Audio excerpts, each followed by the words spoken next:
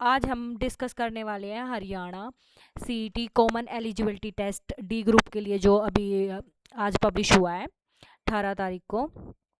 और ये फॉर्म भरे जाएंगे 19 तारीख कल से। और लास्ट डेट है सबमिशन की 3 तारीख, 7वां महीना, 3 जुलाई।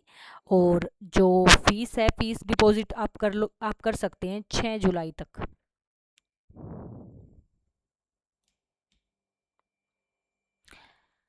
उसके बाद ये इम्पोर्टेंट कुछ इन्फॉर्मेशन दी हुई है कि भाई जो बीसीए, बीसीबी और ईडब्ल्यूएस कैंडिडेट होते हैं ना, वो अपने जो सर्टिफिकेट होते हैं ना, वो 1 तारीख, 4वां महीना 2026 से उनके बनने स्टार्ट हो जाते हैं, मतलब 1 अप्रैल से। तो जो ये फॉर्म फिलिंग की क्लोजिंग डेट है ना, उससे पहले ही उनके बने हुए होने चाहिए। अगर बाद का होगा तो वो नहीं चलेगा। उसके बाद हम डिस्कस करते हैं इसकी क्वालिफिकेशंस क्या है। 10th पास होने चाहिए आप लोग, 10th होनी चाहिए, और हिंदी संस्कृत इनमें से कोई सा भी वन सब्जेक्ट आपके पास होना चाहिए। उसके बाद इसमें है भाई 100 क्वेश्चन और 100 ही नंबर के, और टाइम मिलेगा 1 घंटा 45 मिनट एग्ज़ाम के लिए। उसके बाद आते हैं हम, ये देख के आप कंफ्यूज हो रहे होंगे, मैं भी कंफ्यूज हुई थी। इसका मतलब इसमें ये बताया गया है कि जिसने पिछले बार सीईटी ग्रुप डी दिया था ना, और उस बच्चे के अच्छे नंबर है उसमें भी, और वो अब भी अप्लाई कर रहा है, और या फिर अब जो बच्चे अप्लाई करेंगे तो रिजल्ट आएगा, और जो वो पिछला सीईटी है वो 11 जनवरी 2027 तक वैलिड है। तो उन बच्चों का भी लॉस ना हो ना, तो सरकार उनके जो वो नंबर होंगे ना, पिछले नंबर, उनका परसेंटेज निकाल के उनको भी सेम करने की कोशिश करेगी कि भाई उन बच्चों का भी लॉस ना हो, और जो अब बच्चे देंगे उनका भी लॉस ना हो। बाकी इससे कोई इतना ज़्यादा फर्क नहीं पड़ने वाला। और एज लिमिट है इसकी 18 साल से ऊपर का बच्चा होना चाहिए, और 42 साल से कम होना चाहिए। तो एज तो आपके पास बहुत है। उसके बाद आते हैं, ये ईडब्ल्यूएस सर्टिफिकेट का ही है कि भाई ईडब्ल्यूएस सर्टिफिकेट आपका 1 अप्रैल के बाद का हो और क्लोजिंग डेट से पहले का हो, वरना वो नहीं चलेगा। और इसमें मतलब 2 सर्टिफिकेट के फॉर्मेट दिए हुए हैं, तो उनमें से कोई सा भी आपके पास होगा तो वो चल जाएगा। उसके बाद आते हैं,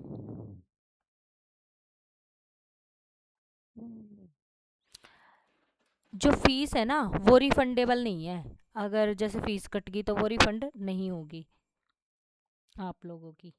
और जो मल्टीपल रजिस्ट्रेशन करेंगे ना एक पोस्ट के लिए, तो आपका वो फॉर्म ही कैंसिल हो जाएगा।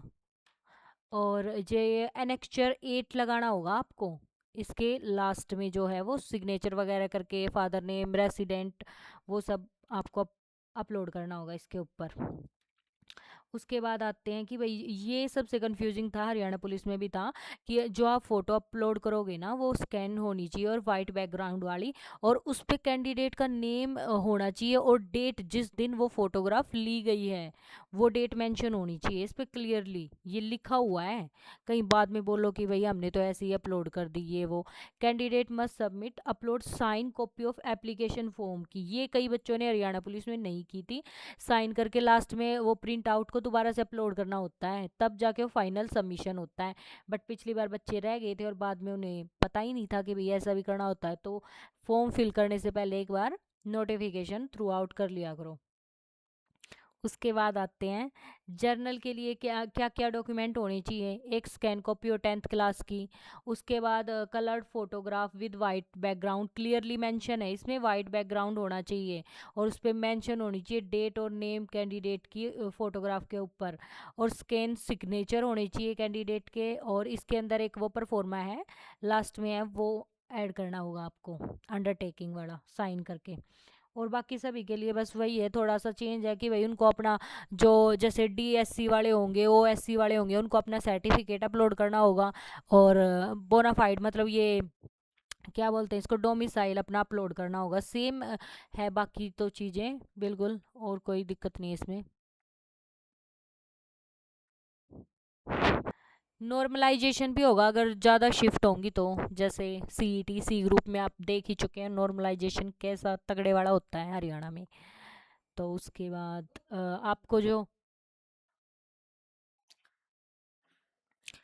और ये सबसे इम्पोर्टेंट है, ना तो वाइटनर यूज़ होगा, ना ही आपको उसको इरेज करना है या फिर किसी भी तरीके से स्क्रैच वगैरह स्मज वगैरह कुछ भी नहीं करना है, वरना तो आपका वो कैंसिल ही हो जाएगा, चेक ही नहीं होगी आपकी वो जो OMR है ना, वो चेक नहीं होगी, कोई फ़ायदा नहीं है फिर एग्ज़ाम देने का भी वो। उसके बाद ये है कि कैंडिडेट को अपना जो ये फॉर्म फिल करोगे ना, एडवर्टाइज की कॉपी, फॉर्म फिलिंग की कॉपी, सारे डॉक्यूमेंट जो आपने इसमें अपलोड किए हैं, एडमिट कार्ड, नोटिस वगैरह, क्वेश्चन पेपर वगैरह, सब कुछ अपने पास रखना है। बाद में जो ये है ना, रिकॉर्ड आपको प्रोवाइड नहीं करवाया जाएगा किसी भी तरीके का, क्योंकि ये आपको एग्ज़ाम से पहले ही, मतलब अभी फॉर्म फिल करोगे तो ये सब आपके पास ऑप्शन है, तो इसको अपना अच्छे से ना सेव कर लेना, कहीं भी अपना रखना, प्रिंट आउट निकलवा के या कैसे भी, बाद में नहीं मिलेगा। कई बच्चे घुमा देते हैं अपना, फिर बाद में ढूंढते रहते हैं, मिलता ही नहीं है उनको, और फिर HSSC वाले भी कोई रिस्पॉन्स नहीं देते हैं। और ये है, कैंडिडेट अगर ऑब्जेक्शन लगाएंगे ना किसी भी क्वेश्चन का, तो 250 रुपये हैं उसके, और ये नॉन रिफंडेबल है, वापस नहीं मिलेंगे आपको, एक क्वेश्चन के 250 रुपये। उसके बाद ये कुछ रिजेक्शन हो सकता है, ये कुछ दिए हुए उन्होंने कि भाई इनकी वजह से रिजेक्शन माना जाएगा। अगर आप more than one application submit करते हो, कि एक से ज़्यादा फॉर्म भरोगे, तो वो भी आपका एक्सेप्ट नहीं होगा।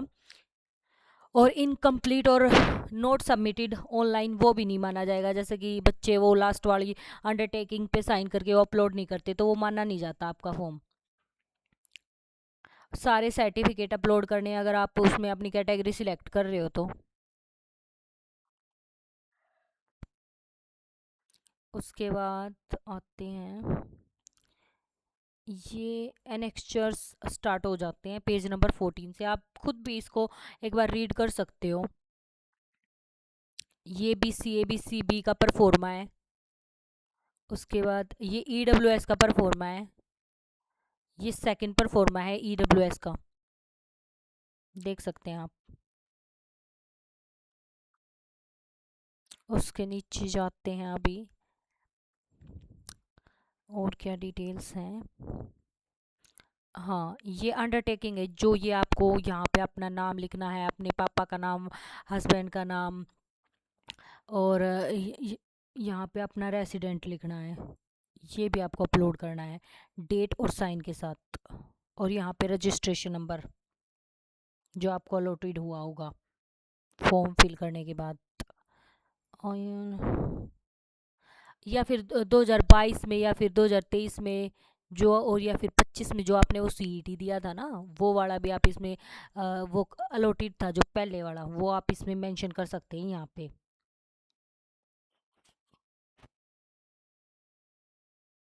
ये ट्विंस का था।